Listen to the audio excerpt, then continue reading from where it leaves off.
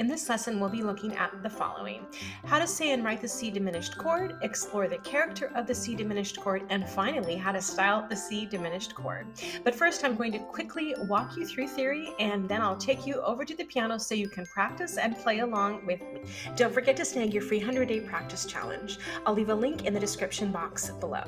Don't forget to like, subscribe, and hit the notification bell so you won't miss a lesson. So if you're ready, let's get started. So the C diminished chord is spoken as C diminished. It's written C uppercase O and diminished. So look at the third measure, and that is the C diminished chord. So like the augmented triad, the diminished triad is rarely heard from these days, and it usually finds its home between two other chords. So the diminished chord connects two chords together. So in this example, you have the F chord in the first measure and the G in the third measure. And that F sharp diminished chord is that chord that connects the F and the G. So again, in this example, the diminished chord is used to connect the F and the G chord. So the diminished triad is made up of two minor thirds. That means 3 half steps each. When you have an accompaniment, you will want to add more energy, and this is the chance for you to insert a diminished chord. So I want you to try inserting a diminished chord between the F and the G seventh chord.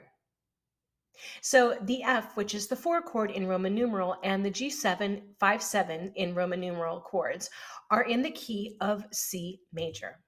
So I want to give you a quick music theory review. So in every major key, the final triad is a diminished chord. So that means that each major key has 3 major chords, 3 minor chords, and 1 diminished chord. Now let's jump over to my piano and see what that looks like and sounds like. So to create this beautiful connecting chord, I want to really break down how you create this F sharp diminished chord. So we're going to start in the key of F sharp major, and you can see I have the key signature all laid out for you. Now we are technically still, we're going to be thinking in the key of F sharp just for a minute or so, because I really want you to understand how we're going to create this connecting chord. So in the key of F sharp major, you have the F sharp, A sharp, and C sharp. So similar to what we did to find the C diminished chord, and I'll play this in my right hand, or you can play it in your left hand, same thing. We're going to move from F sharp, A sharp, and C sharp. So the first step we're going to do is we're going to lower the third note, so A sharp, down to A natural, and now you have F sharp minor. So you went from F sharp major, lowering that third note, to A natural. Now thinking back to how we created the C diminished chord, we're now going to take the 5th note of our chord here, and we're going to go from C sharp to C natural. And now you have the F sharp diminished chord. Now we're going to think about how we can use this chord, the F sharp diminished chord, as that connecting chord. So let's now put all of the chords that we've learned so far, and let's take a closer look at how we can use this diminished chord to really give our chords more energy and more flavor. Here you can see I have the chords that we've already reviewed: the C major, the F, the G. Now I am going to add one more little flavorful chord. You don't have to, but I strongly suggest that you, especially if you're thinking about improvising or arranging, start to play your chords in different inversions. So when I'm playing the C chord here, I'm playing this in second inversion. And if you don't know what inversions are, there's another video about inversions that will clearly explain this for you. But for now, just follow along. We're going to play C. Now we're going to play the F. Now the G. Now let's go back and add in that diminished chord. Let's give it a little bit more energy.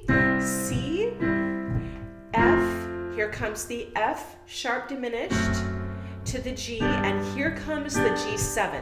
And the G7th, all I've done is I've just added the 7th, the F, to make it a G7. Let's listen to that one more time.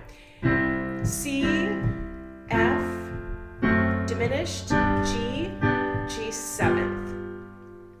So also, if you're thinking about how this would be written in Roman numerals, the 4 chord, so instead of using the jazz standard symbols of the F chord, you can also use the Roman numeral 4, as well as for the G chord, you can also write that as a 5 instead of the letter G. Totally optional. I just want to give you a few different options if you're also thinking about how to write formal analysis. So speaking of formal analysis, there's one more little thing I want to share with you.